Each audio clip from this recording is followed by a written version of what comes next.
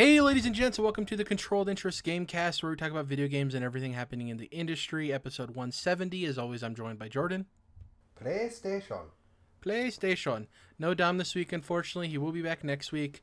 Today, we are covering the Game Awards / State of Play that happened this week. I guess we'll start at the front with the State of Play. And this is going to be covering everything. Reaction to the Game Awards, Jerrad? Yes, a reaction. So really quick, this didn't technically happen at the State of Play, but it happened the night before.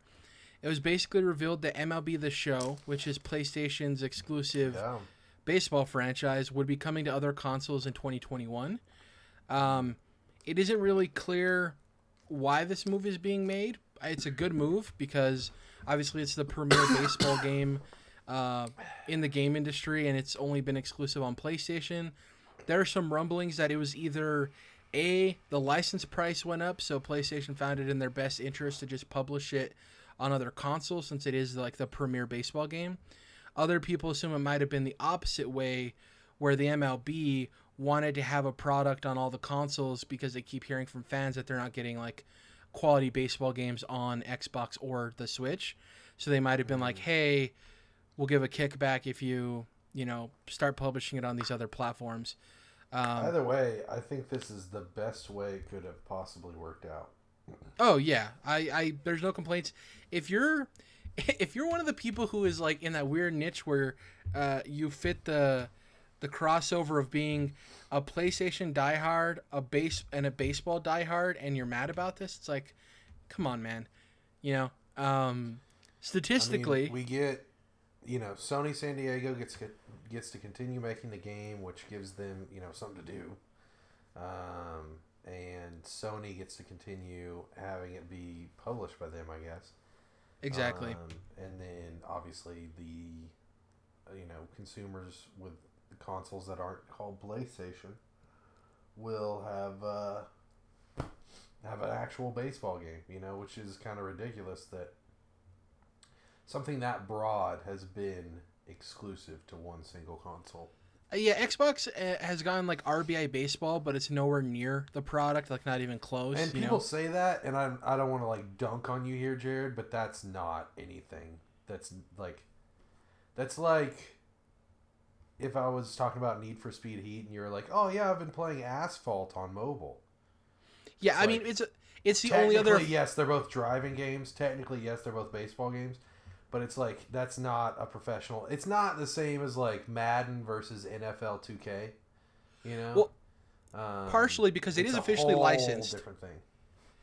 RBI baseball is officially licensed, but it's like it's like backyard baseball chibi characters. Yeah, exactly. It's not near the quality of it's MLB not a real The baseball Show. game. You know what I mean? It's not a real Major League Baseball simulator.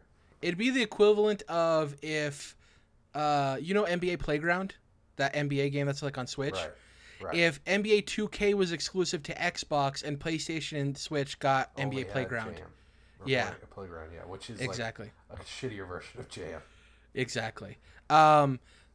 It's cool because I think finally that game will get recognized as well, because every year it releases and it gets really stellar reviews, and it seems trapped on the PlayStation in a way that makes it so when awards come up and just when people talk about the best sports games, they don't really talk about MLB The Show for some reason, just because it's stuck on PlayStation. I think partially, unfortunately for baseball fans, the reality of the situation is baseball is currently I think the third most popular sport in the United States, and it has been for a while.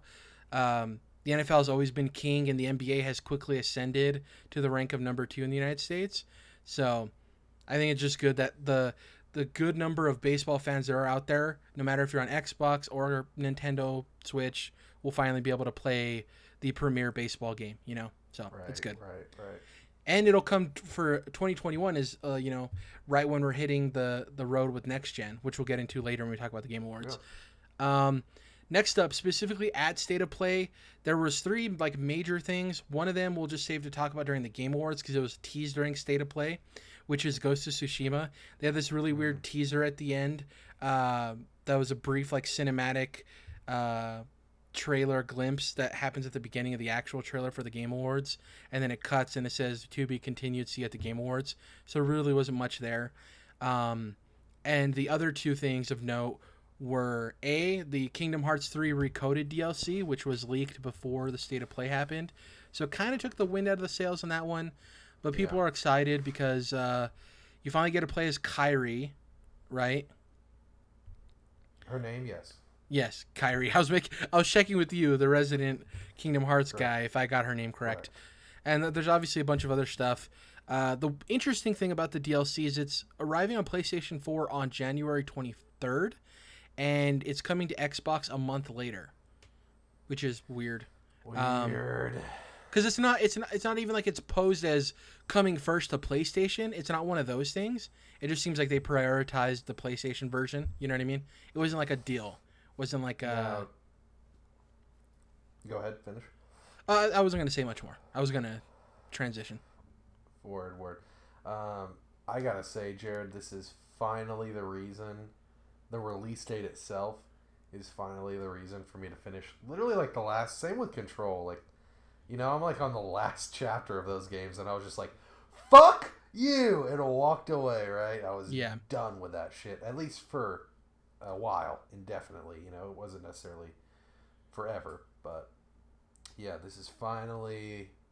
Because it was a disappointment. Kingdom Hearts 3 is a disappointment. There's no other way to put it. But somehow I'm still hungry for a little bit more. They gotcha. And the last thing, and this also had a lot of the wind taken out of the sails. Not a bad game, by the way. I said it was a disappointment. It's a decent game, but it's just not anywhere near where it should be, and certainly not anywhere near like Birth by Sleep or Kingdom Hearts 2. Yeah.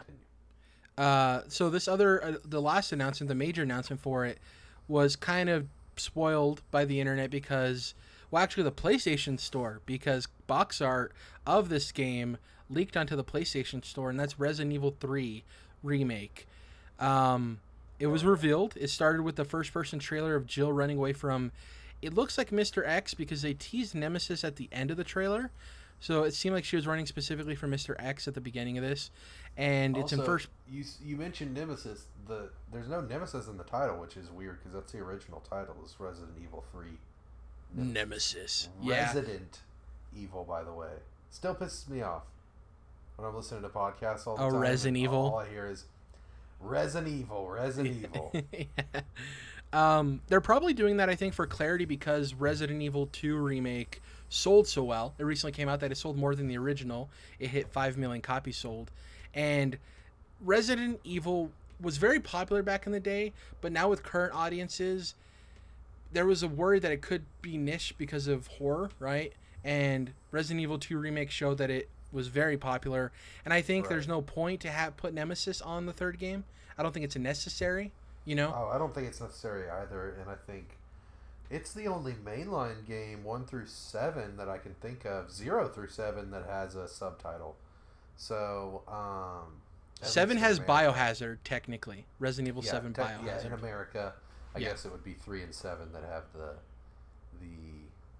subtitles. But yeah, it's, of course, everyone's talking about like what this means for the rest of the games. I think, honestly, Jerrad, 5 and onward were made in the high definition era. So it's like, really, you need to remake 4, obviously, which is going to happen 100% at this point. If they're doing 2 and 3, they're doing the biggest game. Well, I think RE Heads, and obviously I'm not super familiar with the franchise, but from what I've heard from them, is that Code Veronica, I guess, would be the next one up to bat for a remake. What I was just going to say. And then it would be 4, and then 5 and 6, I think, would be most likely for a remaster as opposed to the remakes we're getting with these games. I think you're right on the money with that. They're already on PS4 is the thing. So here's the deal. Once we get, well, really, that's not even true. So think about it this way: you have 0 and 1 just got, 1 had like 2 remakes technically, but they're in HD, right? Very similar style games if you go back and play those on PS4. And then you have the full scale remakes with 2, 3, and then hopefully 4. And then 5, 6, and 7 were made on either PS3 or PS4. So now that 5 and 6 have an HD upres onto PS4, you have the entire series. If they end up doing Code Veronica, those are really all the games that you need to do. My But really, wish would it's be Code Veronica and 4 is the last of the series that really needs to be taken care of, because like Revelations is in HD. They remade that from DS. All the big games that aren't like random ass spinoffs, those are pretty much done at this point. Yeah, as somebody who's not a huge fan of the series necessarily, I would say that there could be an argument made that 1 could receive the modernized remake treatment of 2 and 3, just because it still feels trapped in time. So there is an argument there. Like I said, they're kind of in their own space. Yeah. Because 2 is where you start getting the big full scale remake, and it's kind of a misnomer there, because Resident Evil 1 was remade. The game that we're playing, the bones of the game that we're playing, is really a GameCube remake, right? Of the PS1 title. So the PS1 title is way different from what we're used to playing. And then obviously they took that GameCube remake and remastered that. Really, was what they did. They remastered it, but it was a big step. It was one of those things that you could almost consider it like another remake, right? So there's that, and then RE0 is basically just right where RE1 is at as far as like how fidelity current in the current era. So yeah, I would love to see that one remade as well, but I'm just talking about as far as like high definition, available on PS4 and I'm sure PS5. The series is kind of sitting pretty once they finish off those last 2. It'd be cool if once they did, they had like a package thing of all of the games in one, like an RE pack. That'd be dope. A $100 package, something like that. Yeah. Lastly, about Resident Evil 3, it's going to come packaged with Resident Evil Resistance, which was Project Resistance, which was the multiplayer asymmetrical 4v1 mode we knew about. They recently announced the name of one of the 4 characters. His name's Martin Sandwich, because of course. The other thing that's surprising is... It's funny when they do Project Octopath Traveler, Project Resistance, and then it's just Octopath Traveler or just Resident Evil Resistance. Like, why do you even have yeah. Why? It's not like Dolphin turns into GameCube, right? Or Revolution turns into Wii. Yeah. So one of the biggest surprises is that it's coming out April 3rd, 2020. And according to Imran Khan, who is a former employee over at Game Informer and has a lot of sources that he talks to. The former informer himself. Yes, the former informer himself, Imran Khan.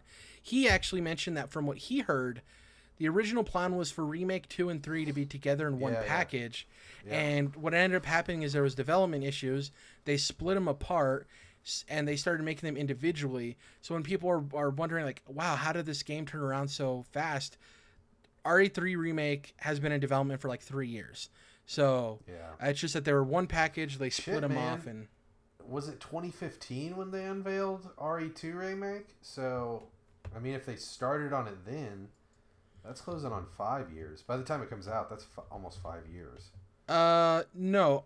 It was like 2017 when they revealed RE2 Remake, because it was the kitchen demo. And they're like, oh, no, it's actually RE... Oh, no, I'm thinking of RE7, sorry. No, RE2 Remake was announced at, I think 2017 too, because I'm thinking of the Easy Allies reaction when it was the rat on the thing and the PlayStation controller. Just sitting here holding my card. Gonna play it now. You know what it's called, Jerrad? Huh? We Do It. You remember that? Nuh-uh. 2015, Resident Evil 2 Remake was unveiled, and it was a Japanese developer from the studio who zips down a hoodie, and it's a shirt that says "We Do It." Oh, you're talking about the announcement. I'm talking about the reveal of the game. That's why I misunderstood. Well, yeah, I mean, that the announcement is when they start working on the game. At least the earliest we can verify that they were working on the game. So if they were doing this as a double pack, and when the guy says "We Do It" in 2015, they start working on Resident Evil 2 and 3 remakes, then that would mean that when it comes out in early 2020, that's almost 5 years that it's been in development. Yeah, my assumption to maybe the 3-year rumor is probably started development around 2015, and knowing Capcom and the issues they've had, just like Square Enix, maybe it got retooled or started from the ground up or something. You know, at some point it probably got hard reset. Who knows? It's interesting. Either way, we do it. Yeah, we do it. That's it pretty much for State of Play. Let's get into the Game Awards here. I want to start off with the awards stuff, and then we'll get into all the announcements. So in terms of the awards, we had some interesting things happen. One, Disco Elysium took home the most awards with 4. It won Best RPG, Fresh Indie, which was the award for an indie studio's first game. Fresh Indie? It was sponsored by Subway. Jesus Christ. It won regular independent game, and it won Best Narrative. So everyone who was worried about Death Stranding getting all of these nominations, Death Stranding won 3 awards. Disco Elysium took home the most with 4. Still quite a few there, Death Stranding. Exactly, yeah. Death Stranding, like I said, won 3 awards. They won Best Direction, Score and Music, and Mads Mikkelsen won Performance.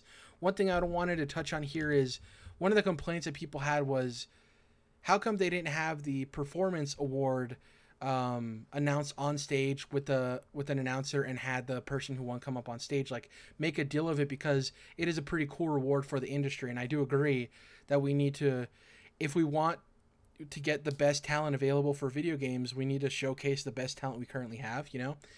My personal thing is, I think the reason it was put towards a side award that they announced on the side stage is because Mads Mikkelsen wasn't there. And people are like, oh, well, they could have done it and then somebody else could have walked on stage. And in my opinion, it's like, well, then it takes away from why people think it's so important. You know what I mean? Like, if the performer who wins isn't there and isn't willing to like go up and accept the award, then it doesn't make it more worthwhile. You know, understand what I'm saying? Yeah. Like, yeah. So I think that's why they relegated to there. I guarantee you, Norman Reedus was there, which is cool. If he would have won it, or Ashley Birch, or the girl who plays the lead character in Control, which I can't remember her name off the top of my head, if any of them would have won it and they were there, I think Jeff Keighley understands that they would have wanted him on stage. But I think obviously they know who wins before the award show goes live, and he saw that Mads Mikkelsen won it and he wasn't going to be there. And it's like, why would I want to do this award and not have the guy go up there? Because he's not here, you know? So Kiefer Sutherland did a speech when he won as Venom Snake. And I think the last 2 award winners were the guy who played Arthur Morgan. I can't remember his name off the top of my head. He went up there and talked. The year before, I believe, was the developer woman who played Senua, which we'll get to later. And I can't remember the year before that. But yeah, so I think that's why they didn't really have it shown on stage. And lastly, the biggest news of all, the dark horse Sekiro won Game of the Year, which is really dope. It's probably the only time. Did Troy Baker win it the year before? Senator Sacrifice Lady? Maybe, yeah, for Uncharted. I think so. Yeah, that sounds right. Giving a speech. Maybe he was presenting. I don't remember. Yeah, so Sekiro won Game of the Year. It's going to be the only time you ever see Hidetaka Miyazaki on stage, because the guy's very private and he doesn't really like to do media stuff. People are actually quite surprised he was there because he's not really into the whole like being on stage stuff.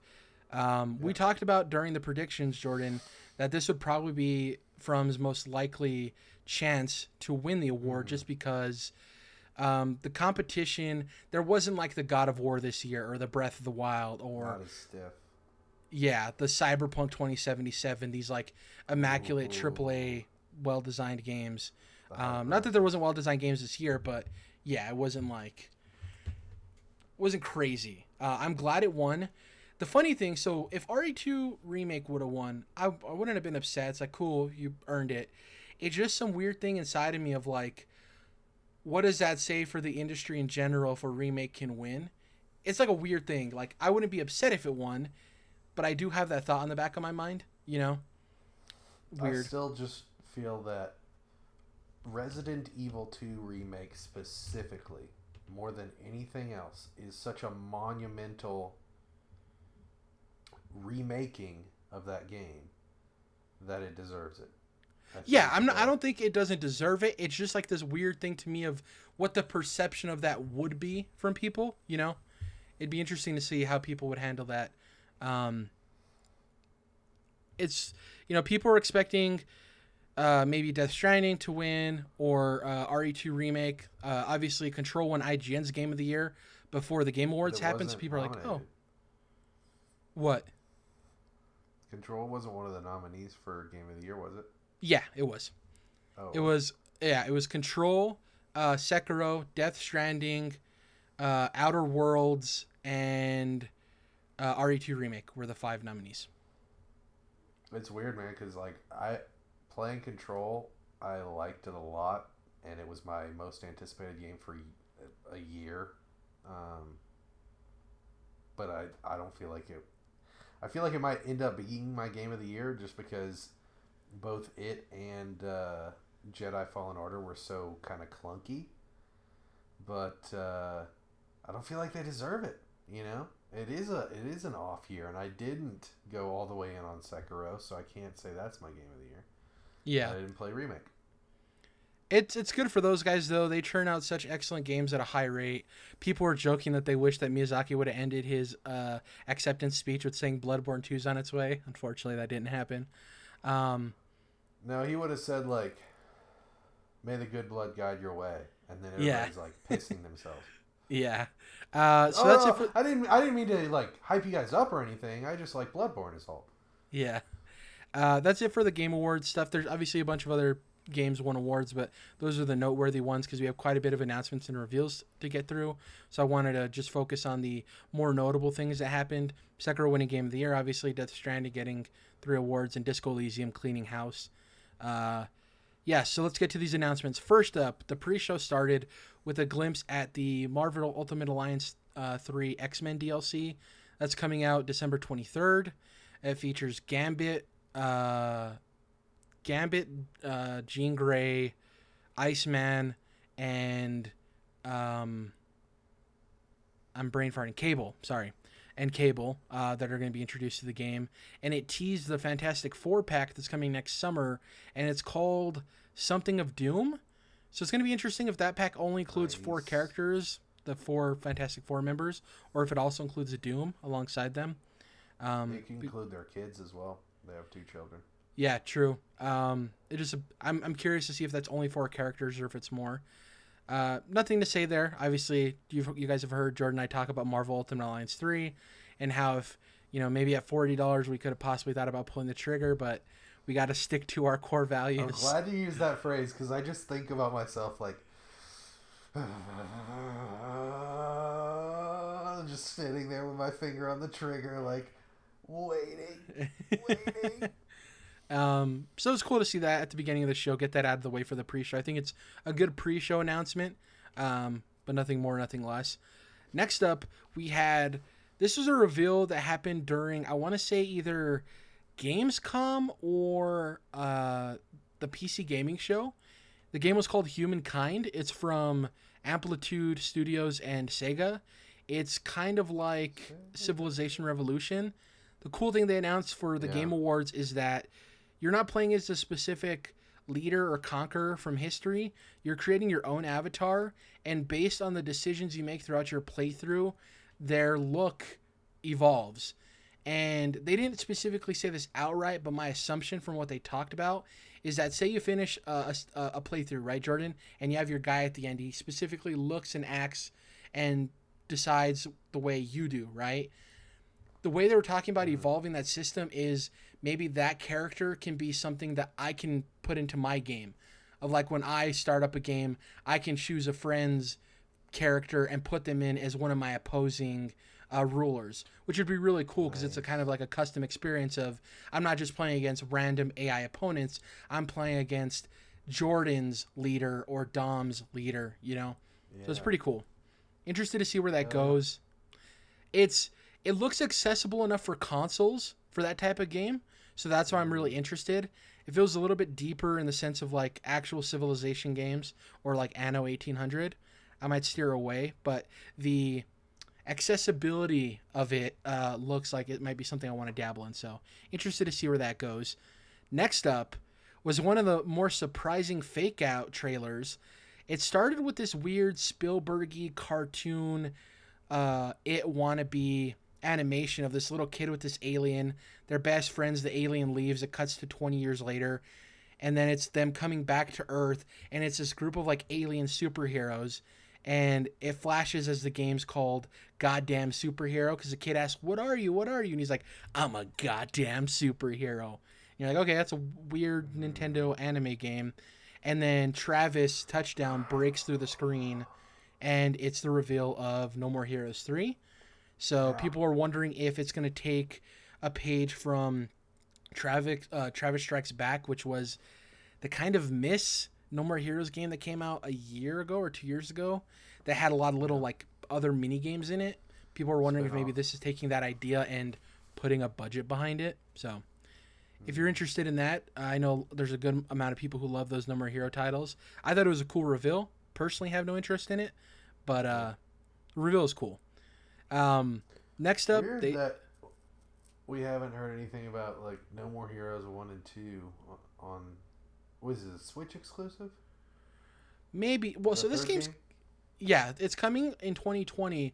I wonder if maybe it's one of those things that they want to wait until it's closer and maybe they'll do like a Bayonetta thing. Although obviously we're still waiting on Bayonetta 3, but you know what I mean by that, like the thing is, release them as a package. Been out forever, so that's weird. Yeah. That's one thing that was missing. Maybe we can talk about it at the end. We'll save that for the end of things we were expecting to see and didn't see. And obviously Bayonetta 3 is one of those games. Next up, they revealed they revealed Joker for MK11. This one was interesting, not based on the trailer itself, but that after doing some research, when they initially announced Joker for MK11, he had a different design that people weren't really a fan of. And this new design that they showed in the trailer, alongside a Harley Quinn skin for Cassie Cage, looked a little bit different. So, Mortal Kombat fans, I don't know if they're excited about that, because I don't know what the actual crossover is between Injustice players and Mortal Kombat players from a casual level. Obviously, you know, fighting game FGC players, there's a familiarity there because NetherRealm games play kind of the same-ish, you know? Yeah, so I if feel you're like in the... got to be a pretty strong tie there. Yeah. Because obviously there's the DC superhero stuff, and obviously a lot of people love Mortal Kombat. I'm interested if people who aren't really into superheroes are willing to dive into Injustice because they love Mortal Kombat and NetherRealm, or vice versa. It's really interesting. That lineage goes back even before Injustice to Mortal Kombat versus DC. Yeah. Which is its own game, separate from Injustice. So I think that there's a history there, you know. Yeah, like if you're a fan of, if you're somebody who follows Mortal Kombat, chances are you've dabbled with DC and found a love for that too. Yeah. Gotcha. Yeah. Next up, you just mentioned it. Control. It got a free Expeditions mode, which seems like a wave-based exploration post-game mode, which is cool. But the bigger announcement, and it's free. I could not stop thinking about a mode like that while I was playing Control. I was like, man, give me an arena mode or a horde mode or whatever you want to call it, you know. I love the tease of like a big monster, but not showing it. So that way players who rush their console, once they see that it's up and available for free, go to play it, they can like find out for themselves. I thought that was pretty cool. The bigger announcement is we got a date for the first piece of DLC, which is called the Foundation. Yeah. It's coming out March 26th, which is not a great time because there's a lot of stuff coming out then. But I don't know if people who are super interested in Control's DLC aren't going to take the time to play it. You know what I mean? I don't think they're going to like pause or forget about it. I think the people who are like super stoked on it are going to play it. So it came out in August. Man, it would have been nice if they could have had that. I know they had the Expeditions thing, but it would have been nice to have that expansion before the end of this year. I think that would have been a cool Shadow announcement. Shadow drop? I think that would have been more beneficial to the game itself. You know? Yep. Or even hitting in January. Like, looking at the schedule for next year, nothing's really coming out in January, you know? And, like, hitting right there in the early time of the year would be really sweet. Yeah. It's also weird that they said Expansion 1. I was like, you're doing a season pass for Control? I feel like that's a game where you do a bonus story expansion, you do the expedition mode and some, you know, new game plus free updates or whatever, but I'm surprised they're doing a full sounds like multiple expansion season pass. And I would guarantee I'd put money on Control coming to Game Pass before the DLC drops, and people will be able to play the base game, and then it'll be a way for them to get people to buy the expansion as well. You know, I could totally see that happening. Dude, that, other than like Game of the Year editions, it's always just the base game with Game Pass, right? Do they even do Game of the Year editions? Like, so I'm trying to think of the games I've downloaded. Editions, like remastered stuff, is that on Game Pass? Shadow of War is the Game of the Year edition with all the DLC. I'm going through the games I've personally downloaded. That's a good question. So you know what? I'm gonna do some research and find out. That's a good thing to look into because I'm curious. I guess it probably just depends on the game that gets released. Yeah. Obviously, if it's a remastered, then it's gonna be all the DLC Game of the Year edition. But if it's Shadow of War, it probably just depends on the game. If it's this generation, whether they put the whole pack on there or just the base game. It's a good question though. It's something I've never actually thought about. You know, so that's really cool that you get the Game of the Year edition of Shadow of War on Game Pass. Like, they don't have to do that. That could be a great gateway for them to sell more expansions by, not giving you the full game for free, but giving you plenty for just your subscription price, and then the extra you just, if you really dig it. You real quick too, this is something I forgot to mention earlier when we were talking about the awards. How crazy is it, Jordan, that Activision, for all of the money they put into their video games, their first and only Game of the Year award is Sekiro. Right. Yeah. As a publisher, that's crazy. It's one of those things where it really has nothing to do with them. Exactly. They did not. They are not. From was making Sekiro type games. Obviously, we all know that well before Activision came along. And luckily, it seems like Activision really had no creative control over this game. So, yeah, of course, the one game that they finally get their greasy paws off of is actually something artistic and good enough to merit that. I can't think of other Activision games. I'm sure there are other Activision games. The original Destiny was probably the closest I could think to a Game of the Year contender. That's a 7. That's a swimming in sevens on its best day. But that's what I'm saying. I think that was their closest to a Game of the Year award. Because you think about, Yikes. I don't think if that's the best you got, yikes. The thing though is you have to remember when Destiny first came out, people were like lauding the game design of it, of being this like sci-fi looter shooter, like going crazy about it. Like the hype for that game was more palpable and grander than the actual game itself, if that makes sense. You know what I mean? Yes, but the actual review scores and Metacritic when it came out before Taken King was swimming in sevens. I mean, yeah, it was. But a Call of Duty game is never going to win Game of the Year, like, yeah, it was not Final Fantasy 14 before A Realm Reborn, but Destiny OG definitely needed Taken King to pull it out of its slump, because it had like the 4-hour campaign, and there's a whole story about how the game almost got like gutted a year before it came out and totally revamped. So yep. Yeah. Next up, we actually got the first announcement of a PlayStation 5 title. This is Godfall. It was described as a looter slasher. So they were calling it a sloosher. It's the first game. God Almighty! It's already bad enough that I have to hear the word schluter. Yeah. I cannot believe. Leave it to Gearbox. Leave it to Gearbox. Yeah, so Gearbox is publishing this game. It's developed by Crossplay. And looking at their catalog of games, the only other game they've ever developed was a turn-based strategy card game called Duelist, which I remember hearing about coming out. Not that it got like great reception, but I remember it coming out. So they don't have a huge track record. This game looks like it has a decent budget behind it. It's the first, like I said, it's the first game confirmed for PlayStation 5. It ended with the Godfall logo and saying PlayStation 5. But it said PlayStation 5 in their own font, not in what you would normally see, which is like Sony's PlayStation brand font. It was also described as a launch exclusive for PS5 and PC So this game will be coming to the next Xbox, which we'll leave till the end of the show. That's the last thing I want to talk about. That reminded me of Sonic. Whatever it was, a few years ago when it said NX at the end of its trailer before it was Nintendo Switch, and they just put like their own logo, just like their own font of NX, and Sonic Mania, right? Sonic Mania. Well, no, that was the 2D one, right? Oh yeah, it was Sonic. It was the weird like dark one. What the hell is that called? I'll look it up. Yeah, I remember it had. Nintendo didn't even like give them like, here's a placeholder logo. They're like, okay, I guess we gotta make our own. Yeah. Yeah, it was the one where you could create your own character, whatever game that was. Blessing always talks. Friend of the show, Blessing always talks about this damn game, as if it was good. Sorry, I'm buying some time to look up the title of it. You know what, Jerrad? You don't have to buy anything because you're worth $1 million. I'm glad to have you here on the show today, Jerrad. Sonic Forces, by the way, is the name of that game. There you go. What a weird title.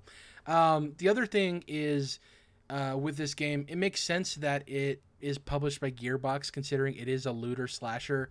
The way I would describe its art style, and I don't know if you saw this game. Words, Jerrad. Thank you for saying the multiple word version. For me, it's what you'd get if you mash together, from a gameplay perspective, Borderlands 3, from an aesthetic perspective, Code Vein and Destiny, in terms of its armor. Obviously not the quality of Code Vein. I'm not trying to diminish this game. Than sci-fi, though, right? Yeah, it's like real anime. I guess I'm just talking about like the armor too is like very grand. Yeah. It's very 15. Anime. It's. I'm interested. Final Fantasy 15 Kingslave. Yeah, I guess that would be more apt. That mixed with Code Vein. And also the CG trailer that we saw for Babylon's Fall when it was originally unveiled at Square Enix's conference at E3. Kind of reminds me of that. Yeah, that was shown at State of Play 2. I didn't mention that. Right. But looks yeah, cool. that was also shown. Cool.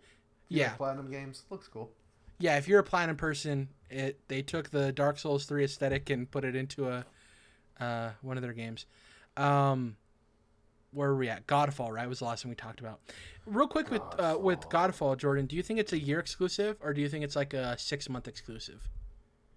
Because they specifically said launch exclusive for PS5 and PC. Hell, it could be a couple months. I don't know. Yeah, I wonder what Gearbox I don't know. Have they done another console exclusive deal? I'm trying to think of the games. Battleborn, definitely not. Was Bulletstorm when it originally came out?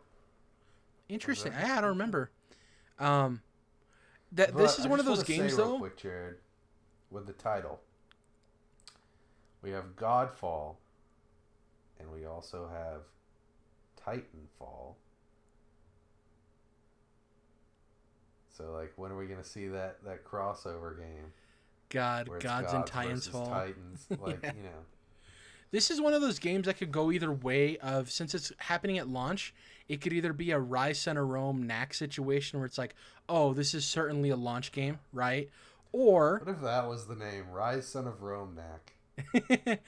Or it could be a Wargroove where it comes out and obviously PlayStation will have it first and it gets good reception and people love it. And then Xbox players are like, when are we going to get this goddamn game? You know, it'll be interesting to see how that fares. 1 second.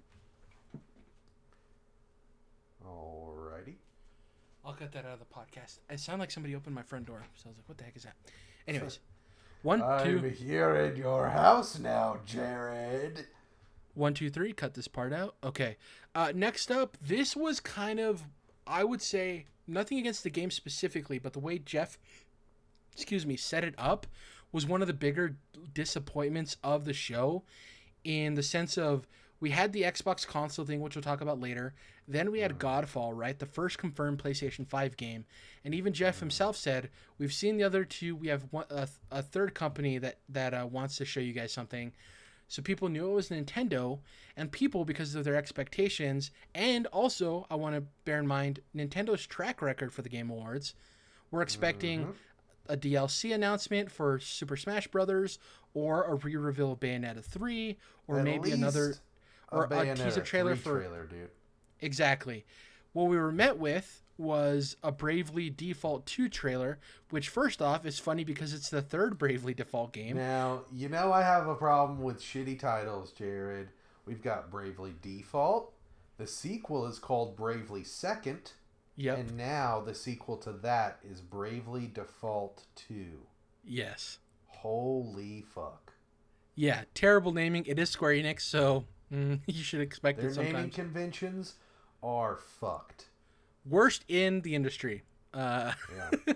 Yeah, And so I don't give a fuck about, oh, it's Japan. No. 358 over 2 days doesn't make any goddamn sense anywhere in the fucking world. and the thing is that I think this game looks cool for the fans of Bravely Default, and I think there's reason to be excited for it. I just think that Jeff kind of set this up to fail, unfortunately. And it kind of ended up being one of the bigger announcements for Nintendo of the actual Game Awards. He didn't do himself any favors, but Nintendo didn't do themselves any favors either. Like, they didn't come correct, you know? Exactly. They were whacked to think that Bravely Default 2, which, just to be clear here, this is a Switch game, not 3DS, right? Yes. Okay, thank God. But anyways, yeah, Bravely Default 2. I mean, the composer's coming back, for it. which fans are like, that's a big deal for them. Obviously, I'm not familiar with the series, but the composer's coming back, so people are happy about that. It's weird that they're doing... Well, no, that's not true, because the people that did Octopath, it's technically different studios between Octopath and Bravely, but there's, like, lineage, like, same people that move between studios to work on Octopath. So, I guess it makes sense that they're doing another Bravely game instead of Octopath 2, because it's two different studios. Anyways, I'm excited for it, but yeah, I don't think that it doesn't look anywhere near as good as Octopath Traveler, so I don't think that it's going to have that wow factor with people. So, other than that, it's a JRPG. It's not going to be... Well, in that chibi style, too... that chibi style immediately turns off a section of the audience. It's a lot better looking than most chibi and, like, even the original Bravely games, but yeah, it's not like the cool Octopath chibi style thing. Sprites, whatever. And that's the thing too with Keely's like, wow, this is the biggest Nintendo thing I have to put it somewhere, because people are gonna expect it. So, in, I think he's like, this is a spot for the biggest thing Nintendo gives me. And then when he got Bravely Default 2, he's like, well, gotta make it work, So it's one of those things where I think that it could end up where Fire Emblem has, the franchise could, where it makes the transition from 3DS to console on Switch and does really well. But so far, yeah, it's just a franchise with 2 entries on the 3DS, which were mostly well received, the first one especially, but they are 3DS games that aren't like utter masterpieces. So yeah, it's not and it's not a long running franchise like Fire Emblem, so it needs to prove itself, and that's tough for it to like carry the weight of Nintendo's showing at the Game Awards. The next couple announcements were interesting, but I don't think there's much to say about them necessarily because not a whole lot of information was given. So the first one was Magic the Gathering Legends, which is a new MMO action. A lot of magic game at this show. A lot of magic. I was thinking about you, Jared. I was like, Jesus. Well, he's getting some. At least you got like cool like lore CG trailers. I was like, that's hype. Oh yeah, the Elspeth one for the new set. That one was dope, where she's like takes off the mask and sees the little girl. Well, there's dragons fighting back and forth. That was really cool. That one was Elder Scrolls Elsewhere. Was it? Oh yeah, I kept like. You're not the only one. People are like, oh, another Magic trailer, and it's like, no, it's Elder Scrolls Online. They do so much magic, and then I get faked out. Yeah. We're not even really going to talk about it that much, but I wanted to interject real quick. There's a rumor that there was a lot more ads in this show because Jeff had to fill time because at the last moment, Valve announced that Half-Life Alyx wasn't going to be a part of the show, which is crazy because there was a whole partnership he did with them, and it was announced that it was going to be, at the show and stuff, and they pulled out at the last minute. So that's a very weird thing. Way more ads, and there are already plenty. Well, and the crazy thing too is employees at Valve were tweeting about going to the Game Awards and being excited to see Half-Life Alyx the day of the awards. So it was literally like a last-second plug pull. Really odd. Interested to see what happens there when the story fully comes out. Anyways, after MTG Legends, which is a game that I'm going to be like, oh, that looks really cool. It's an MMO. No, thank you. We got Prologue, which was a tease for the first game from the PUBG single-player studio, which we had talked about a long time ago. Player unknown himself, Brandon, kind of split off from the main studio and wanted to make a single-player experience. The visual fidelity looked cool for a teaser. Doesn't really indicate what the game's going to be or anything, but the fact that it's actually being made is cool, and we see a bit of something from the project, because you always hear about these things of like people splitting off and doing individual projects and they never really see the light of day. So the fact that they actually put something together means that they're progressing towards something, which is cool. The next one, which people thought was a new game, a new original IP game, is actually a sequel, and that was Sons of the Forest. This weird, spooky horror game of this guy going through the forest and seeing these weird culty guys. If you remember, there was a survival horror game that launched in 2014 called The Forest. It kind of blew up for a bit on the internet, was pretty popular on Twitch for a hot minute, and then kind of disappeared. This is a sequel to that game. Not a lot of details have been divulged. People are assuming it might be an actual single-player experience, like tied to a narrative, because of the way that trailer unfolded. But the developers themselves haven't really given any more information, but it looked cool. So it was definitely giving off those horror vibes. Next up, there was 2 Riot games unveiled. This is part of their new initiative to launch games spun out of the League of Legends universe. One is Ruined King, which is being developed by the guys behind Darksiders Genesis, which is the Diablo clone, and Battle Chasers. These were both cinematic reveals. We didn't really see gameplay at all. And the second one, though we do know, that Ruined King is going to be a turn-based RPG. The second one is Convergence. I don't remember the developer for this one. There was like a time travel tease from one of the League of Legends characters that messes with time travel. And these are both out of the lab initiative that Riot's doing for single-player games spun out of League of Legends. There's also the fighting game they're working on. Fucking really weird to me that we're just now seeing League of Legends spin-off games. I'm like, wait, these are the first ones ever? Really? How old is League of Legends? Big as that thing is? 10 years? Yeah. I mean, for a bit, they had to deal with some legal issues that they finally got cleared up and paid people. But yeah, it's weird that they hadn't done this sooner. I wonder if it was just they were so focused, kind of like what Epic Games is currently going through with Fortnite, they were so focused on making sure people were always interested in League of Legends itself that they were worried to move on to something else because they didn't want to feel as if they were taking away from the game, even though they have so much money and so many employees. And both of these, to note, are outsourced to third-party studios. They're not in-house. Right. So, yeah, really interesting there. Next up, one of the cooler things that wasn't a game reveal or an award taking place was we got an early look at CD Projekt Red's Cyberpunk 2077 soundtrack. Yeah. And we got to see some of the artists that are going to be on the soundtrack. Most prominently, we saw Run the Jewels, which I'm personally stoked for. I love Run the Jewels. Grimes, who also performed at the Game Awards. A$AP Rocky, who probably filmed his little video bit outside of the States, if you're familiar with his current legal situations. Refused, who I'm not familiar with. There's also a couple of other musicians. The drummer from Angels and Airwaves, the Blink-182 spin-off band thing that happened. And the cellist who was responsible for doing the Wonder Woman theme, the new Wonder Woman theme. She's also doing music for it, too. As Snowbike Mike himself said, there's a lot of bops. A lot of bops, yeah. So Refused is actually not themselves. They're going to be playing, what's the name of the band? Starts with an S maybe. God, the In Lore band. What is it called? The In Lore band. Yeah, there's for a band. Cyberpunk? Yeah, there's like an in-game band. They're gonna I did be not know about that. they're gonna be being them essentially. I can't. It starts with an S or something. Sorry. I'm interested if these other artists are going to be different characters in the game, or if they're just creating original music for the game. You know what I mean? I I'm wonder if really they're going to be. wondering how it's going to work in general, Jared, because are these songs that they're creating going to play throughout cutscenes? Are they going to play throughout gameplay? Are there going to be almost music video-esque cutscene sequences where,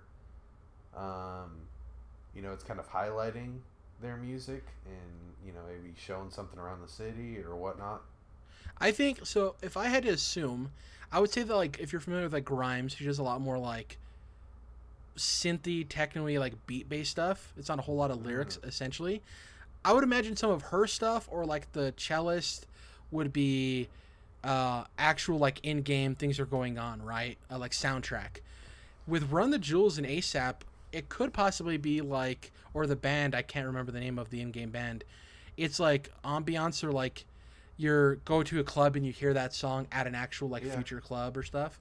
I wonder if that's going to be the case. See, I hope it's not that. And honestly, I'll say I do want to give credit to Grimes as a singer because maybe it wasn't fully showcased in its best form at the Game Awards, but I think that she has a lot of like great synth tracks like you're talking about. But I really enjoy her as a singer, so I would like to see her and ASAP and Run the Jewels, Killer Mike, and all those guys highlighted in a way that isn't just relegated to background music at a club or on somebody's stereo when you're in their house or whatever. I would like the best of both worlds, where it is part of the world, but it's also more than that. Like a mix between. Also, I definitely don't want to hear the soundtrack thing where it's just playing over the credits. Like, they make a song specifically for this movie or now this game. Yeah. And then it just plays over the credits. Like, I wanted it in the movie, Yeah. Let's get through. We're running a little long, so let's get through some of these things. So I want to get to the big Xbox stuff at the end. So next up, there was a little funny interaction between Jeff Keighley and Mirage from Apex Legends. The most interesting thing I learned about this is people thought it was a pre-recorded bit. It turns out it was actually a live motion capture thing with Roger Craig Smith that they did live. And he showed the setup behind the scenes of him covered in all the mocap balls and stuff. It looked like a pretty impressive thing to pull off on the live show. Yeah. I was wondering, I was thinking, like, if that's the way they did it, that would have been really impressive. And it turns out it was. And, Roger Craig Smith, shout out to him. He's an awesome voice actor and, mocap actor, too, I guess. But, yeah, it's really impressive. I was like, holy crap. It was, a little bit gimmicky and kind of, the Video Game Awards is not always something. Actually, what I did, Jared, I don't know about you, but I watch it. I was kind of like you do a football game on DVR where you're like, an hour behind, so you can fast forward through, commercials or just like kind of the in-between moments that are not really important to you. The 18th time that they're showing Magic the Gathering, for example. So I was kind of just jumping around, and I think these are kind of the moments that I'm jumping through. But of the gimmicks for the Game Awards, I think that is about as cool as it gets. Yeah. Next up, we had a tease at Wolf Eye Studios' next game. These are the former Dishonored Prey producers called Weird West. It's a top-down isometric action role-playing game. I saw quite a bit of people uninterested or disappointed because I think they're expecting another immersive sim. But in my eyes, I was like, they're an indie studio. Like, I don't understand what you'd expect out of the game. I get that. I get that totally. I didn't think it was going to be, the production value of their former games that these people were making. But nonetheless, for what it is, I still think it doesn't look very good, Yeah, I liked it. I'll never play it. It doesn't look like my type of game, but really... It didn't look too hot to me. But next up, we had Ori and the Will of the Wisps had a new trailer. That's Showed off looking ultra hot, Jerrad. yeah, unfortunately got delayed by a month. So Hey, they gotta warm it up in the oven, make it even hotter. yeah, I wouldn't be so normally. I don't like with this. Like it's like okay, they delayed to get the game better. The whole thing with it is like it delayed into March, so it's like ugh Yeah. with everything else coming out in March. But I'm gonna make time to play that damn game.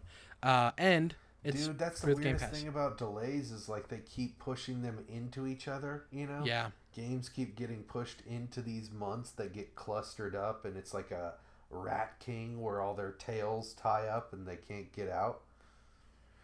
what I will say with this next trailer, and I want to so it was the most disappointing trailer for me of the Game Awards, specifically because we knew it was going to be there, and I expected something different.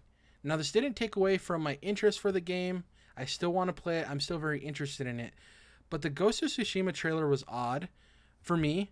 So it was mostly cutscenes, and the gameplay we got was mostly like cinematic gameplay, where and it was also during the cinematic gameplay was mostly during the orchestral performance, so it was like off screen, and we didn't really get a whole lot. I was hoping for an extended gameplay demo because they even hyped this Gotcha. up as like this is the biggest trailer of the Game Awards, and we haven't seen anything really for this game out. Like the most gameplay we saw was when it was initially revealed and he stealth attacked inside of that little area and then had the final battle right in like the sunlight and that really beautiful like 2D fighting game style like brawl that he had. It's coming What out is summer the one 2020. He So we got a goes date. through, what was it, E3 2018, last time PlayStation was there, where he Yeah. like rides his horse and he goes through the field and he comes up on the guys and does the one swipe slash and all that. Is that the one you're talking about? Yeah, it's the one that ends with the like samurai showdown at the end, right? With like the tree in With the background. female and the red leaves. Yeah, and he like one of the stealth things is he like pulls the guy through one of the walls, right? Right, And right, kills right. him. That's the most Yeah, gameplay we got. And it's weird that like this one, the second time we see it, is like less gameplay, you know, quote unquote. yeah, so we've had the original trailer, which was a story trailer. Yep. We had the gameplay reveal, and then we had this, which, well, okay, so I watched the State of Play trailer, which was a super short clip, less than a minute long, I Samurai. think. Yeah. And I was like, okay, this is where I cut it off for Media Blackout, because that wasn't, like, I didn't screw anything up by watching that scene, right? Yeah. But I didn't actually watch the Game Awards part because it's Sucker Punch's next game and it's fucking Samurai. I mean, I'm gonna fucking play it, you know. So that's the thing is, it's they showed off some not straightforward narrative elements, but they were things you could piece together. So it's good that you didn't watch it. Yeah. For me, as somebody who is I still want to see more gameplay for me personally to get sold on it because, unlike you, I don't have that attachment to Sucker Punch necessarily, right? Sure. I was hoping for more and didn't have that. Like I said, I know coming out and saying it was my most disappointing trailer of the show seems like, oh, well then you hate this game. That's not at all what I'm saying. It's just that my expectations for it weren't necessarily met. But I still am like amped for the game. It's just weird to me that it's coming out next summer and think about where we were a year before like Spider-Man or even like Horizon Zero Dawn came out in the terms of the extended gameplay we saw. It's just weird to me that we haven't seen that much. I'm not worried of the quality of the game. I just want to see more. Speaking of Sucker Punch, Jared, what are the chances that you ever end up playing Infamous Second Son? If I'm being honest, probably never. Okay. So with that being said, what about First Light? Since that's a standalone side game, less than 5 or 6 hours, probably like 4 to 5. If I'm being honest, the only way Okay. I'd probably ever play an Infamous game, realistically, Jesus Christ. is if they did a collection on the PS5. You know? So what if you can just play your PS4 games on PS5 and you can play Second Son? There's just so many other games I haven't been able to play that I want to get to that it's like far down the list. You know what I mean? Gotcha. And the way for me to like justify it in my mind would be like, oh, it's a new collection. It doesn't necessarily need to be like remastered or anything. It just the ease of it. I don't know. It's weird, man. But I'm just trying to be honest with you. You know, I'm not gonna sit here and bullshit you. Have you ever picked up an Infamous game? I bought a PS3 at the and fucked around. No, I mean I bought a PS3 at the end of the PS3's lifetime and played Last of Us, and that's pretty much it. Yeah.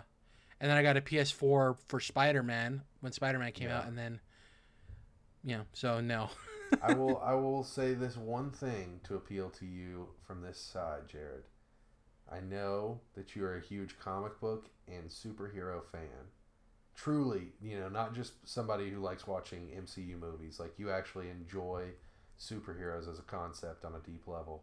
And so, with that being said, and you also enjoy video games on that deep level as well, you gotta try out the Infamous series at some point. You don't have to, play through the whole thing. You can jump in, like I said, with the standalone fucking expansion for all I care with First Light for a few hours. But you just gotta try Infamous out. As big of a video game superhero fan you are. So on the likely to unlikely scale, Infamous, out of some of the bigger PlayStation or even Xbox franchises I've never played, is definitely one of the franchises that leans more towards likely. I eventually want to go and try to play the Uncharted games all again, but that's very much on the unlikely side, right? That's Dreamer's territory. I'll likely never get it. With Infamous, it's in the middle, leaning likely of just give me a reason. You know what I mean? So. Yeah. I just gave you a great one. So you did. I've been sold by other people on it too. Of how? Come on, it's this definitely falls into the Jerrad category of games he'd probably like. So. Right. Yeah. Lastly, we got some other announcements real quick. Gears Tactics was shown off. 40+ hour campaign. It's essentially what we thought it was. XCOM meets Gears. Releasing April 28th. Once again, coming to Game Pass, so I'm going to be playing it no matter what, at least trying it, which is dope. One of the reasons I love Game Pass is because... Okay, here we go. All I got to do is get Infamous on Game Pass, and Jerrad will fucking jump on that shit. Oh, 100%. If Infamous ever came to Game Pass, which obviously would never happen, Jesus Christ, I would play it. Motherfucker. The one thing that I cannot possibly do. It's impossible. Here's what I'll tell you. If there's a promotion that ever happens where I can get PlayStation Now for free, on a PlayStation, because I don't want to play it on PC or whatever through PlayStation Now, but if there's some weird promotion that happened and they want to compete with Game Pass and they're like, oh, and Infamous is on it, I'll play it then. I'll tell you that.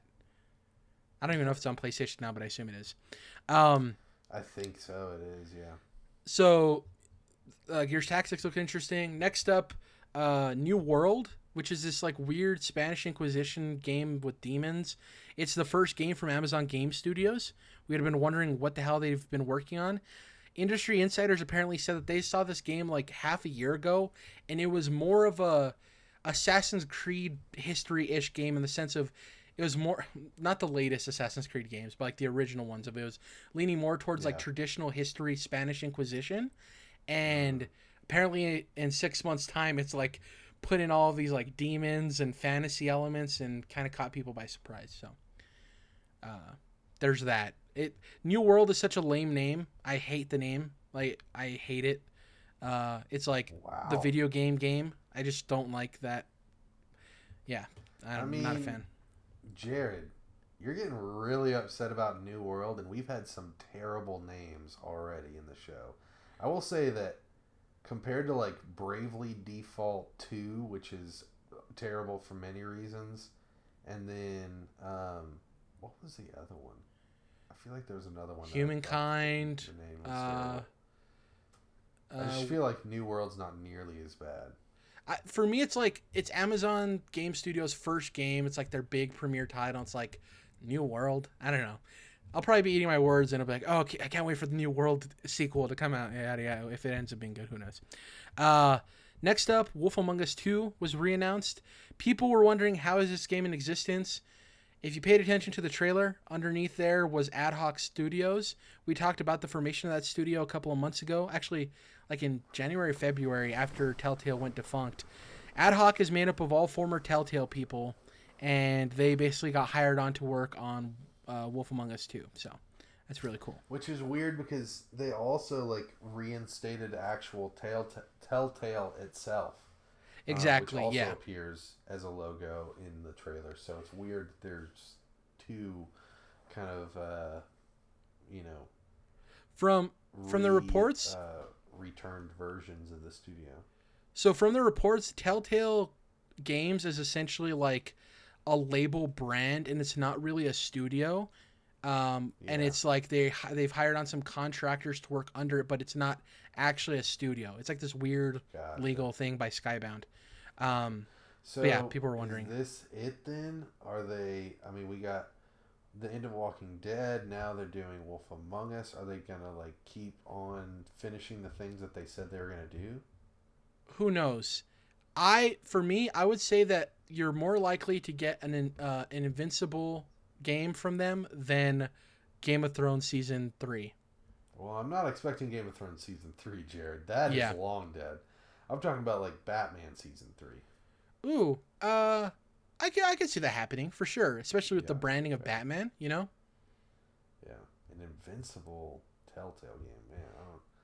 I don't even know if I want that. If we're gonna have an Invincible game, like I want to fucking be a goddamn superhero and do dope shit.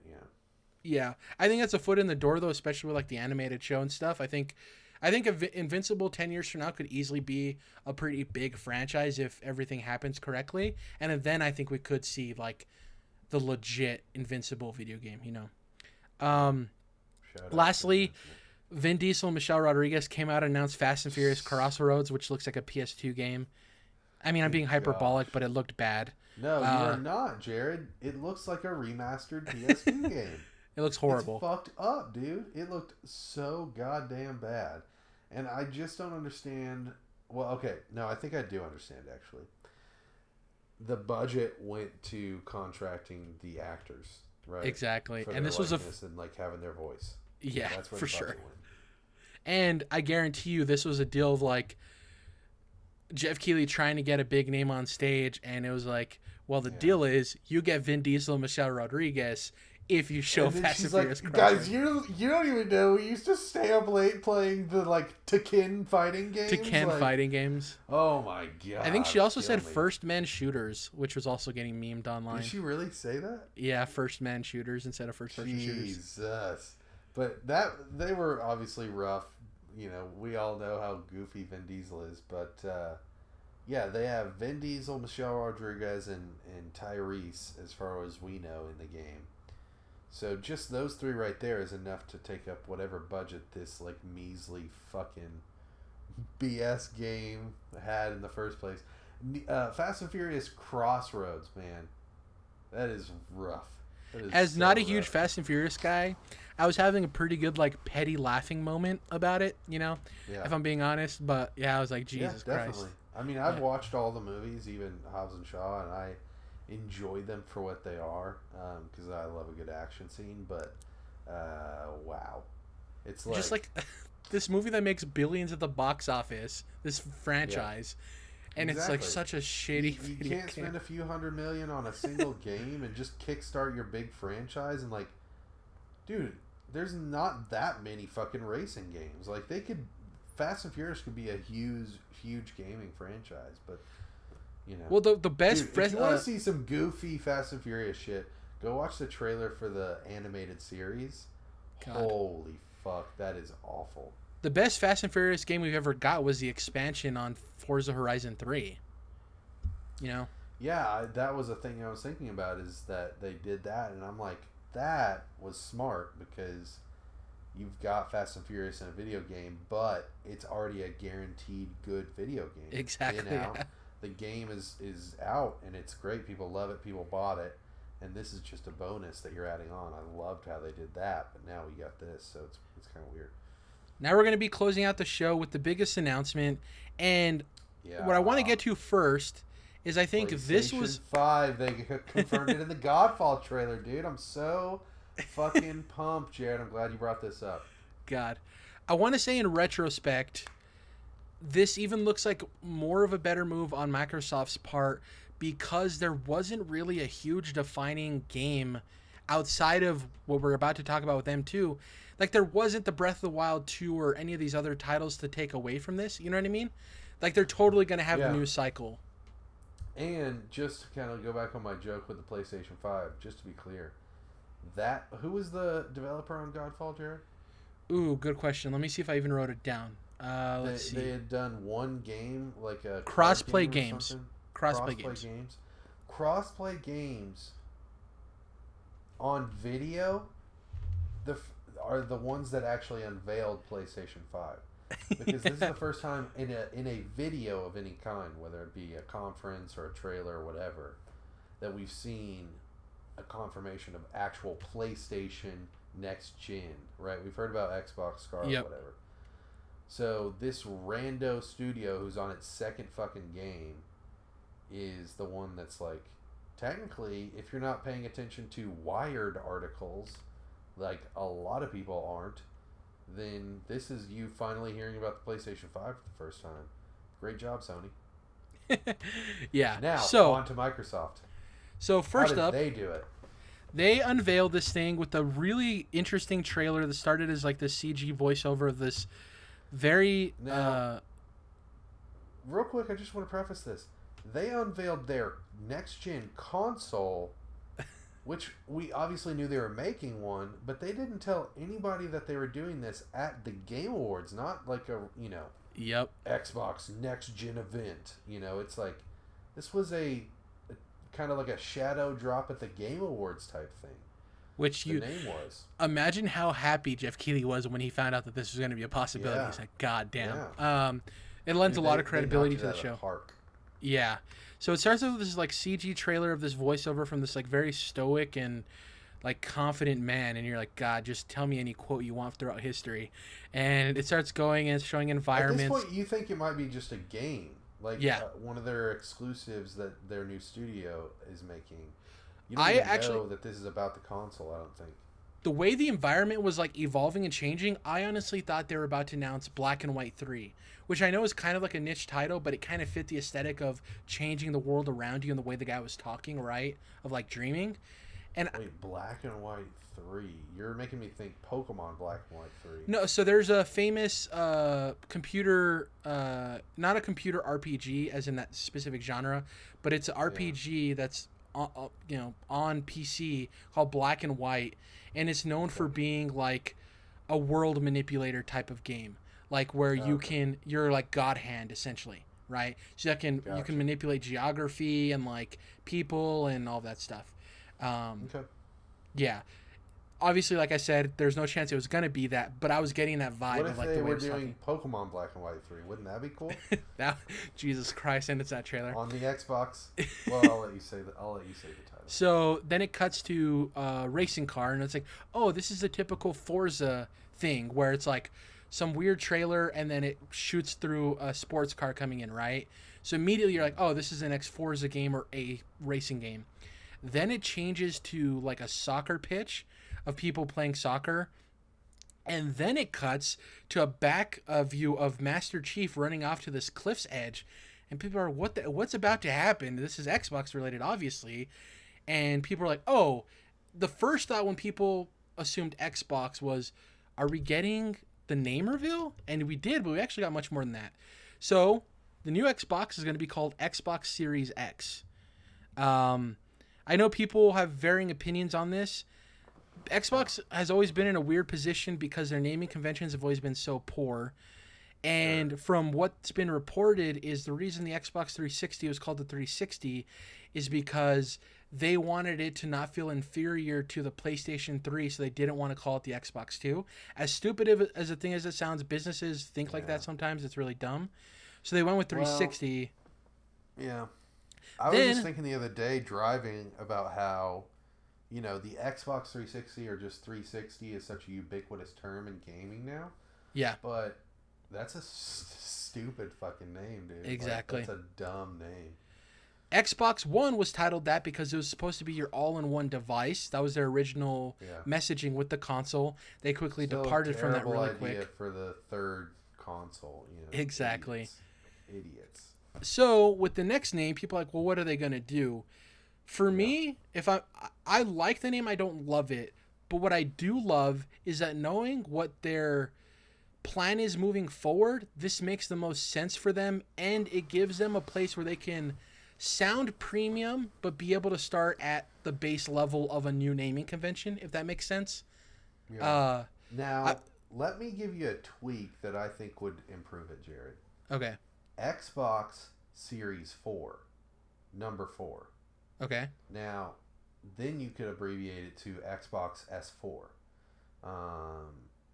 And that, I think, for me is a little bit better because Xbox, which already has 2 X's in it, Xbox Series X is clunky to me. Now, I like the series idea. Yeah. The word series. But I think saying Series 4, since it's their 4th console, their 4th Xbox, would be cool. And then I like the sound of Xbox S4 as the abbreviation. I'm interested to see what the second console is named, the Lockhart, the smaller one. Right, yeah, that's another thing. Series is it going to be S? Yeah, is it going to take off the X on the name, or is it going to add something to the X, right? Like, I wonder if the Xbox One X version of the Xbox Series X is going to be the Xbox Series XL, you know? See how clunky that is when you say it like that? Yeah. The other thing I want to talk about... Xbox Series X is like... it's not quite. Like, Series is great. But the other problem is just that Xbox is a stupid fucking name. And I think... they're, like, carrying that through every generation, and I'm just like, ugh. 2 years from now? I don't like Xbox. It's a dumb, stupid, like, early 2000s, like, fucking gamer fuel, Mountain Dew bullshit. Yeah, it's weirds are weird like that, too, though, because if you sit there and actually look at the word PlayStation, it's like, well, it's just mixing... It's a station where you play... Okay, so it might sound a little juvenile, a little bit, which I don't think it sounds that juvenile. But PlayStation is a cool fucking name, if you ask me. Like, what does it do? The PlayStation is a gaming device. Oh, that makes a lot of sense. Yeah, you're gaming, so it's the PlayStation. You know? It's the Extreme Box. It's the Xbox. Yeah, I also think that Nintendo Switch, while I get what they're going with it, you know, switching between home console and handheld, I think it's way too plain, and it's something like when people are saying, "Oh, this switch or that switch that," a lot of times it doesn't even make sense if you think about the sentence they're saying. Yeah. Because switch is just a general word that we use. And you look at the Switch Lite, which doesn't make any sense because you can't switch it. You know, it's only one. It's only handheld.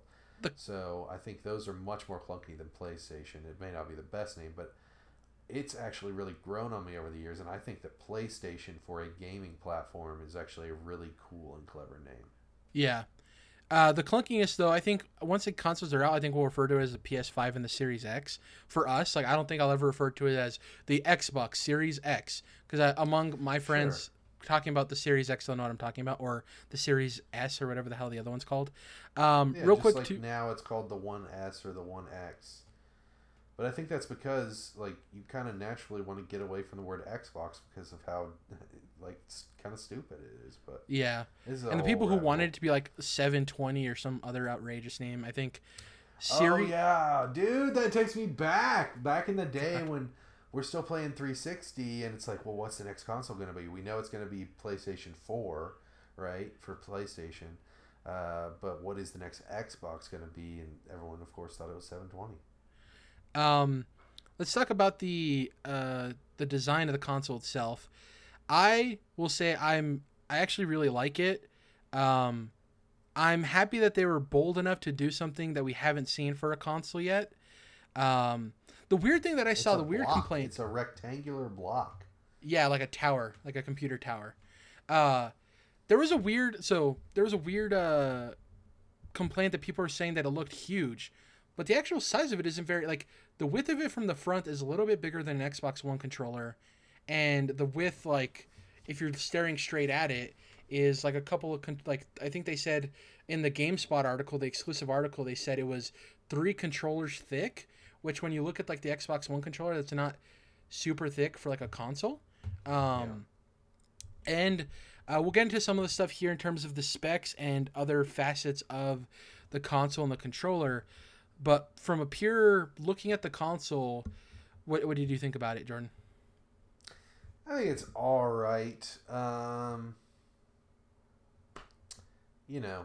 The consoles themselves, when we really look at all the different generations and all the different iterations in between slim models and so forth, I think that it's really rare that the consoles look that good. I don't think that gaming consoles as a whole, if you take every single one and all the different iterations, I think that generally they don't look very good. And so this one is, it's okay, but like it's sleeker than the VCR, but it's a chunk. It looks like a block, like almost like a wooden block that a child would play with, but turned into technology. And so Xbox and Microsoft with their Xbox consoles are very squared. They're very angular, hard edges, whereas PlayStation is, like, I'm looking at my PS3 Slim, which is very curvy, very smooth, and then even the PS4 and PS4 Pros they're angular, but they have kind of a slope to them, Yeah. Whereas Xbox, I'm looking at the One S, is just angular and rectangular, very hard edges, like I said. So the 360 is curved, but that's pretty much their only curved console. Yeah, not my preference. And the 360, the curvature that they did go with, plus the white and green and the gray, not great looking at the end of the day. Although it looked futuristic when it first came out, so I can dig that or whatever. But yeah, I think for me, my favorite console design is the Xbox One X. I really like it. It's sleek and clean. I even like the One S. For PlayStation, I would probably say the base PS4 is my favorite design from them. I was never a fan of the big PS3 or the Slim. Maybe even the PS3 Slim looks great. I think the Super Slim and the original PS3 are pretty bad, but the Slim in the middle for PS3 is maybe, I think, one of the best looking consoles of all time. Yeah, and the PlayStation 4 Pro is... It takes a decent design and makes it worse by just adding in another layer to the hamburger. It's so dumb. So fucking stupid, Jerrad. And I'll tell you what, you remember, I wasn't even going to get the console. And then I'm like, you know what? I've got these 4K TVs. Like, it would be stupid for me to just sit here with my arms crossed. Like, I'm not going to play the games I want to play in 4K because the console's too ugly. Like, okay. I put a skin on it. I like it better. It looks a little better with the skin. And a PlayStation logo decal on there, but it's not that big a deal. So I got over that and eventually got one, but I definitely hated it when I first saw it. Phil Spencer came out on stage. He talked about the first, he said the 15 game studios we have are currently working on projects for the Series X. And I want to show you a tease of one of the projects in early development from a very talented studio familiar with the Game Awards. The Ninja Theory logo popped up. People were like, oh, what is this going to be? Is this Bleeding Edge? Then the actual cinematic started that he said was all captured in-engine on the Series X. And we started seeing ocean fronts and really bad weather. And then Senua popped up on screen, which was really dope. And then she started chanting, and then the background chanting started coming in. You start seeing this imagery. Now you're missing something beforehand. Before any of this, we're seeing this terrifying, ritualistic Viking imagery, Norse imagery, with these people dressed up carrying torches, and then we get to Senua. It's it was looking scary as all fuck before Senua popped up. Yeah, in our chat, I said that it was metal as shit, and I loved every moment of it. And Yeah. Dom, I believe, said it was super metal but also scary in the best way. I believe is what he said. Yeah. And you said it was Yeah. riveting. I watched that trailer like 3 Absolutely. or 4 times afterwards because it just is so invoking of the tone of what that game is going to be. I haven't even played the first Hellblade, Senua's Sacrifice, and now I really want to get to Oh it. yeah. Um, It makes me and want to go back. I was disappointed with that game because it's a very cool concept. You know, I did get tired of people only giving it credit for being about mental health, but I get that people are starving for games about mental health.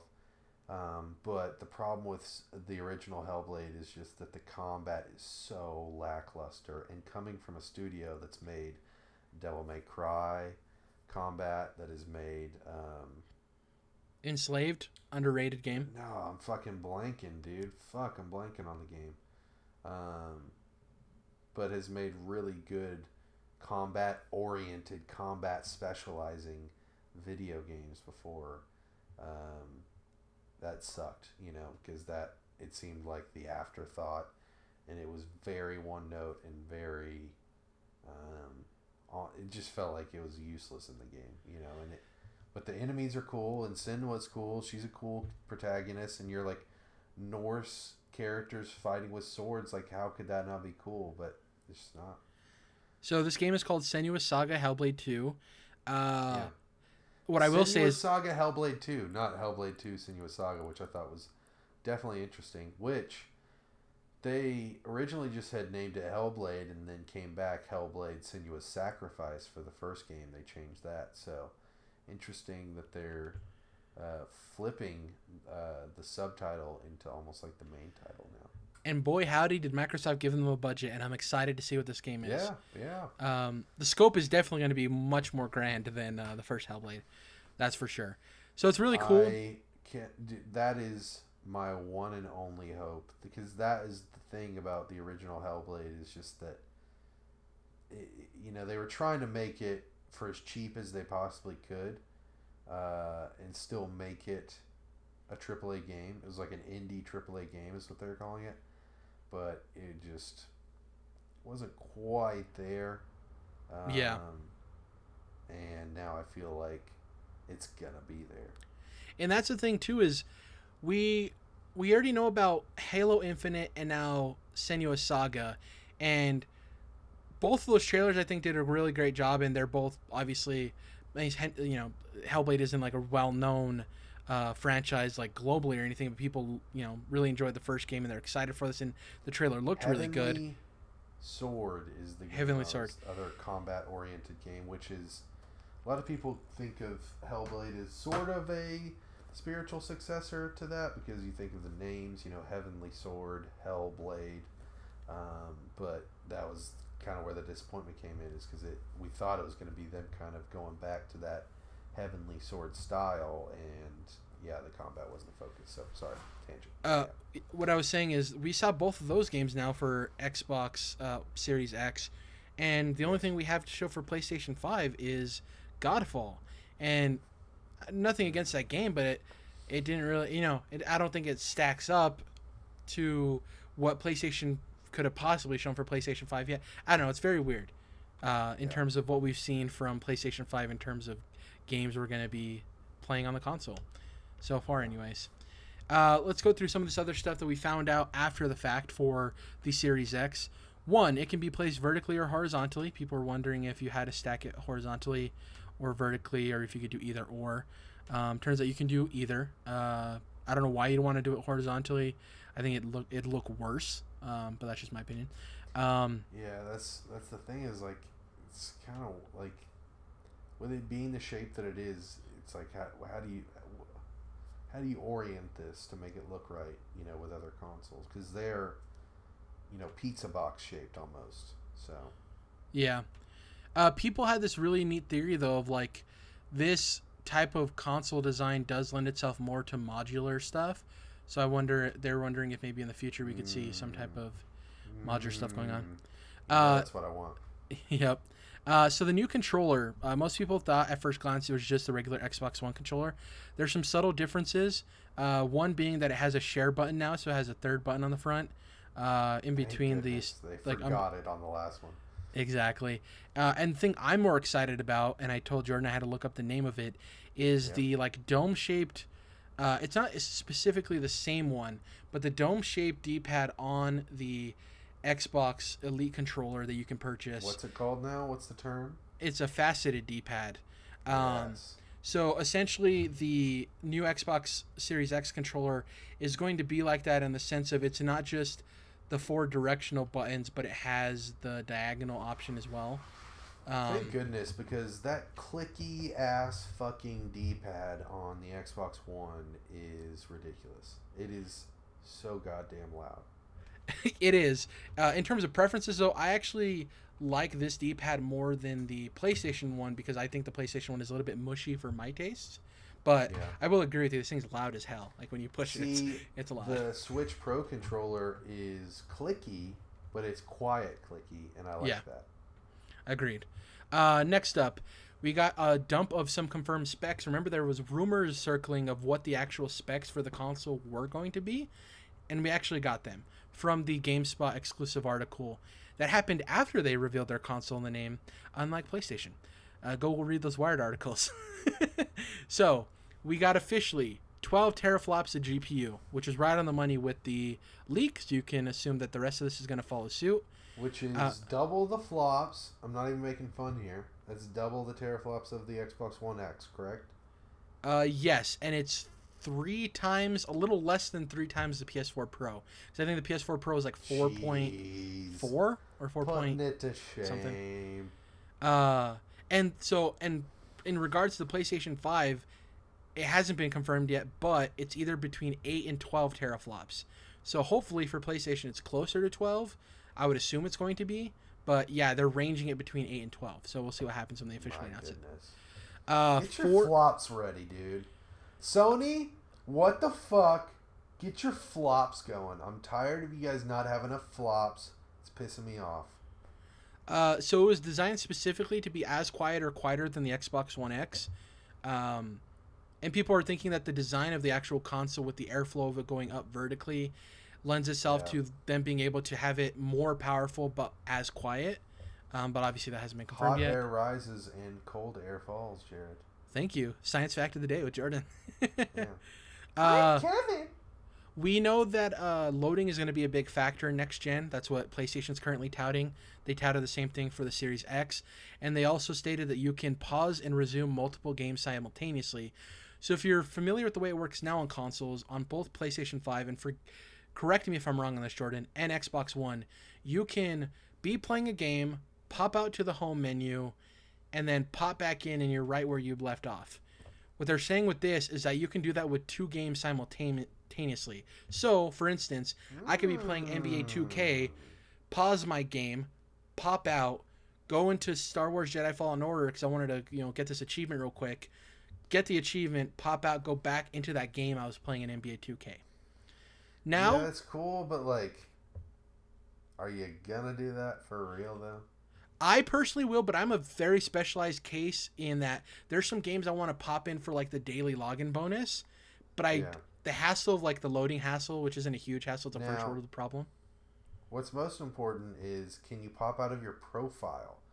Because that, I'm not sharing a console with brothers anymore, but as a kid that would have been awesome to have. If it's dude, you've been playing NCAA for 8 hours straight, and it's but I'm in the middle of a game. So it's you tell your brother, just pop out, and you can hop back in later, but it's fucking my turn to play. It's my turn on the goddamn console. Ooh, right? That's cool. I wonder if that's going to be the case, if that's possible. Also, now, if you can't switch profiles, then that doesn't work, because it's well, I'm not going to play on my brother's profile. Exactly, right? So. Yeah. Interesting question. We'll see if that'd be something that would be neat for people to ask. Here you go, right? So let's pretend we're brothers for a second, Jerrad. Okay. And you're on the console playing the new NCAA game that's going to come out now that they're going to license things, right? Hopefully, so yes. NCAA 2022, right? You're playing NCAA 2022 on Jared's profile. Then I'm Jerrad, it's my turn on the console. Mom said so, okay? And so you pop out. We go to Jordan's profile. Can I then hop into the same video game, but not the same, literal game that you were playing, fucking UCLA I think that's versus Stetson.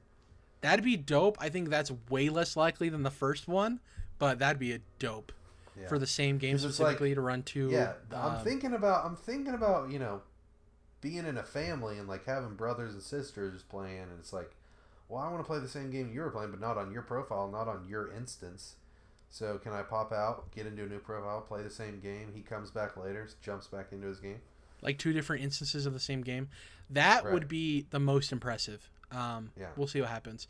And lastly, this is just confirmation for people, fully backwards compatible day one. So you'll have access to your entire library of Xbox games, Xbox 360, and Xbox One games that you own, which I think is great. It's tremendous built-in value and helps people come to terms with buying an Xbox, like a new generation Xbox, the Series X, earlier on because they know their entire libraries are getting pushed over. You know what I mean?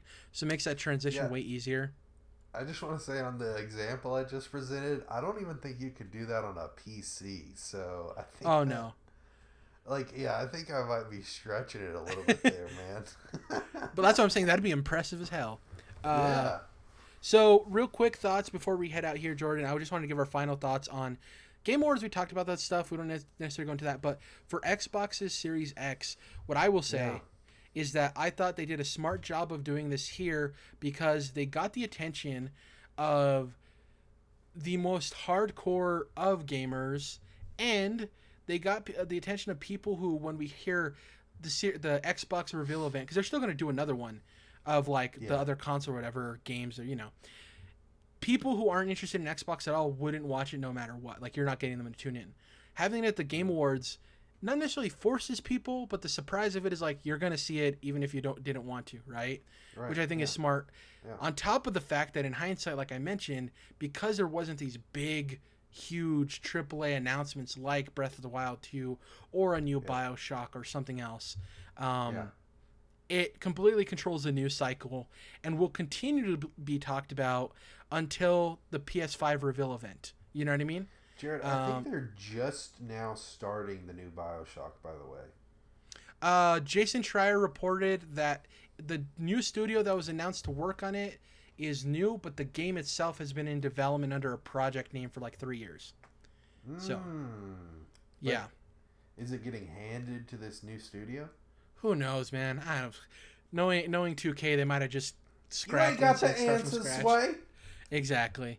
And plus, BioShock, it was just a grab from my head. It's just like, what AAA franchise pulled But I out? would have loved to see a BioShock trailer last night. That would have been great. Hell yeah. And it's about fucking time, man. So with Xbox, I think they did a great job of doing this. I think it was smart.